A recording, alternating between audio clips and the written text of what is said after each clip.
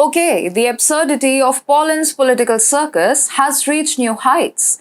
Duda has chosen a new target to beat in his desperation, Donald Tusk. Namaste and welcome to a fresh new episode of The Global Game with me, Vedika. Let's begin. Нам западных элит у нас много друзей. Hello and welcome to TFI Global, the foreign affairs and geopolitical.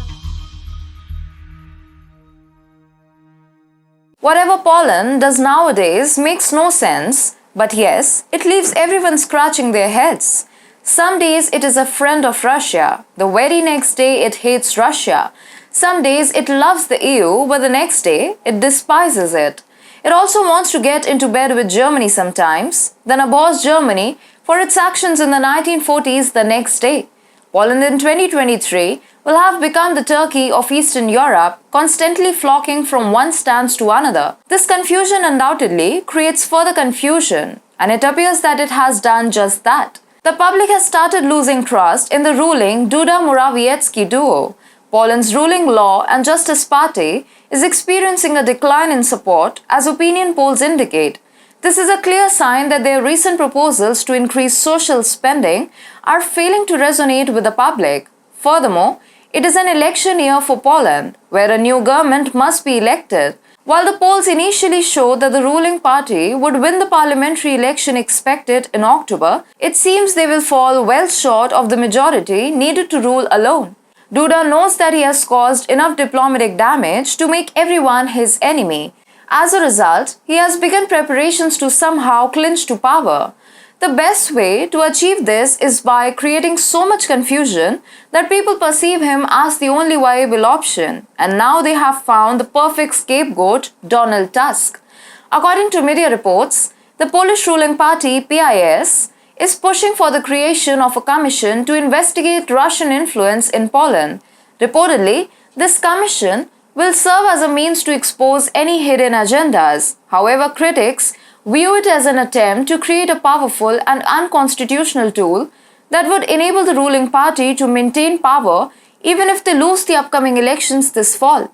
Some fear that the right-wing ruling party could exploit the planned commission to eliminate opposition leader Donald Tusk from political life. Tusk poses the greatest threat to the ruling party, Law and Justice, as they seek a third consecutive term in the upcoming vote expected in October. The proposed bill envisions the creation of a state commission with the powers of a prosecutor and judge.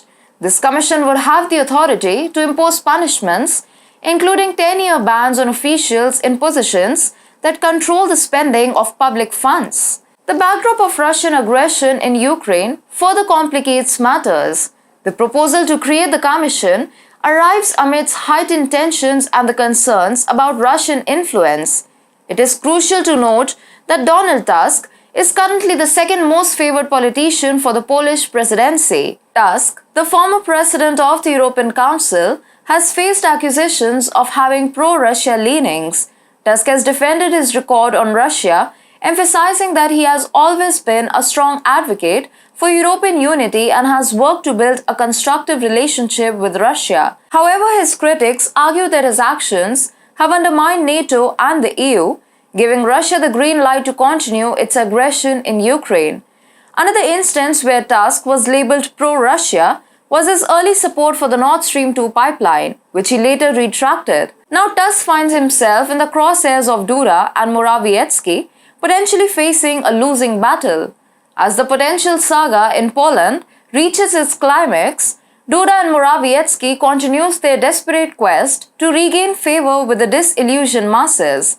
Their recent attempt to hold Germany accountable for past transgressions might have made for a dramatic spectacle, but alas, their efforts seem to have been in vain. In the grand scheme of things, it is not the theatrics or political maneuvering that will ultimately shape Poland's destiny. The true power lies in the hands of the people as they exercise their right to vote and determine the course of their nation. So let's put our trust in the collective wisdom of the Polish people for the time being, trusting that their decisions will usher in time when policymakers put the real welfare of the nation and its people first, not some inept leaders that continually switch their positions.